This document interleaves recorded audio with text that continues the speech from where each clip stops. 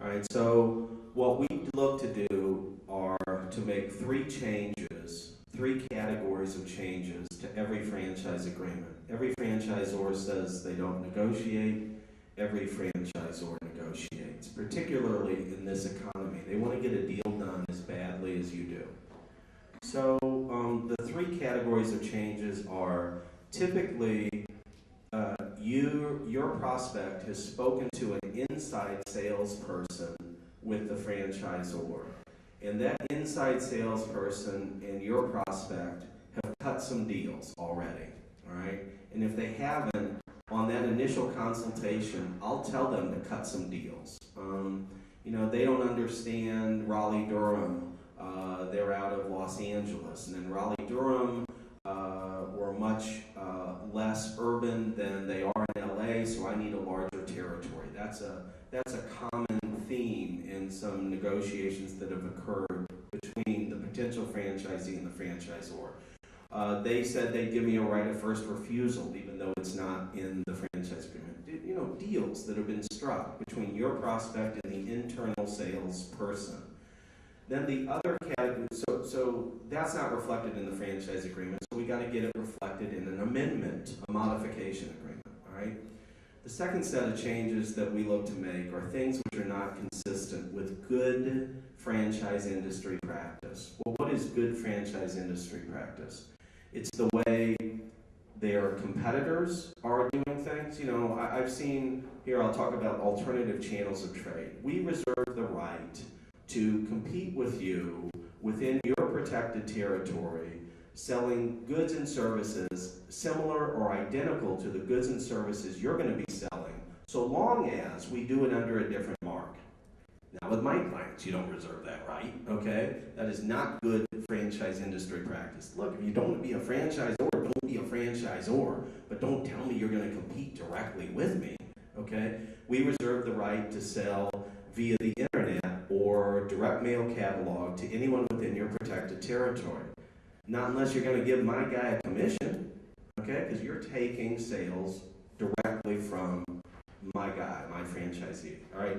So that's another category of changes. And the third category of changes we look to make are ones which are patently unfair. Remember, these things are drafted by attorneys. Attorneys don't know what the hell they're doing, all right? So they draft provisions like, franchisor reserves the right to be unreasonable in the exercise of its discretion. I mean, who drafts something like that, right?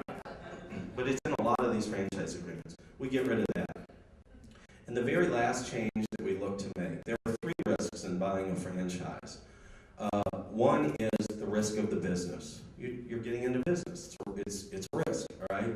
The second risk, if it's a brick and mortar, is the lease risk, all right? You're getting into a triple net commercial lease. The third risk is the borrowing risk. You're borrowing from a bank, or in Benetron's case, you're borrowing from yourself, the best lender possible, okay? Most 401ks, what do they call them? 201ks now? But here's the deal, all right? We can eliminate one of those risks. We can eliminate the business risk, and this is how we do it. We also get in our modification agreements a provision which goes something like this. If general economic conditions cause the franchisee to shut their business, the franchisor will not pursue the franchisee for any future royalties, future fees, et cetera, all right?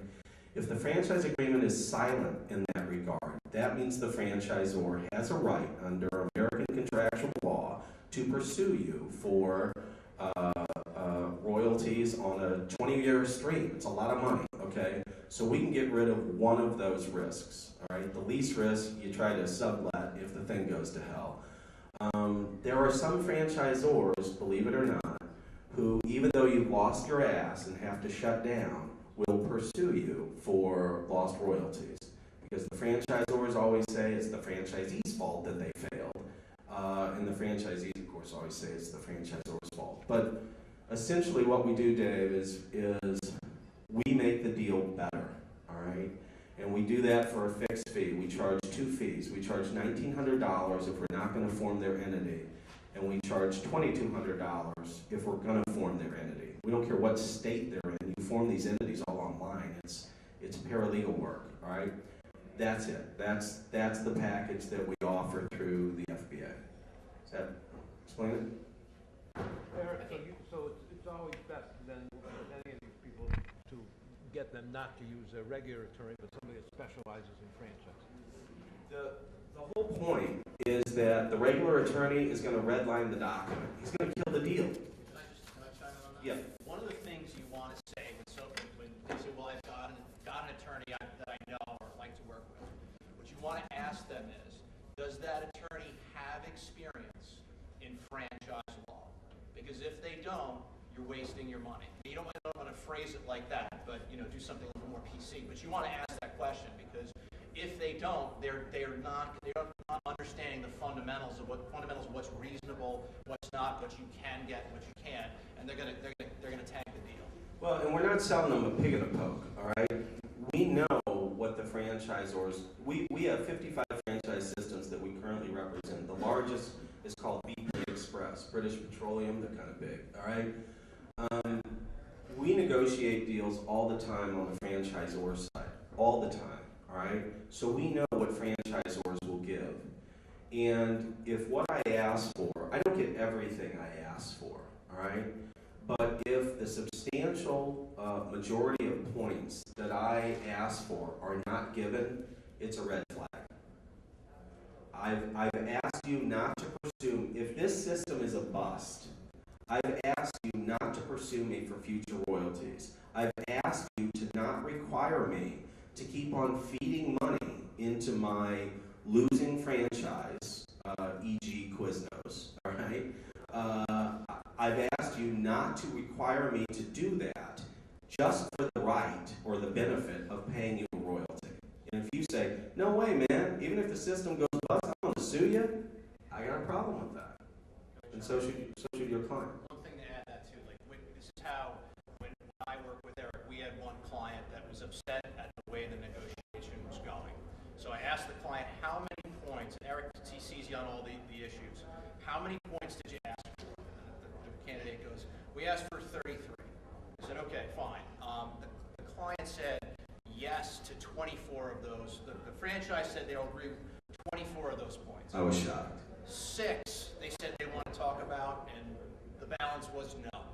And so I went back to the candidate. I said, does it sound like they're being reasonable? He said yes. I said, you're getting a majority of what you're asking.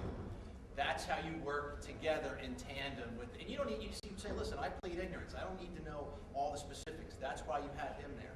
But when you're dealing with your potential partner, and they're going to show some reasonableness in terms of negotiating that document, it's probably a good indication of what it's like to work in that system. Another couple points, then I'll shut up, all right? We're starting to see the same concepts come through the FBA, all right? Concepts get hot, all right? People want to buy them. And usually we get through the first or the second run, and we know what this franchisor will get, all right? So we know their level of comfort, all right? And that's that familiarity which will speed up the process as well, because we know what they're going to give. We already talked to the people at the franchisor. We say, hey, Joe, John, Susan, you gave us this on this other one. What the hell are you doing? I said, oh yeah, we'll give you that. All right, so that's one of the points. The other points is this. Sometimes we get clients, sometimes we get prospective franchisees that are just freaking unreasonable, okay? That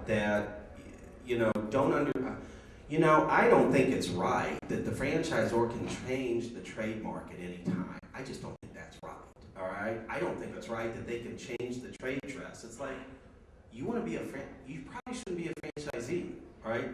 My job is not to dissuade them from buying a franchise. My job ultimately is get the deal closed, but to make the deal a bit better for them. That's my job.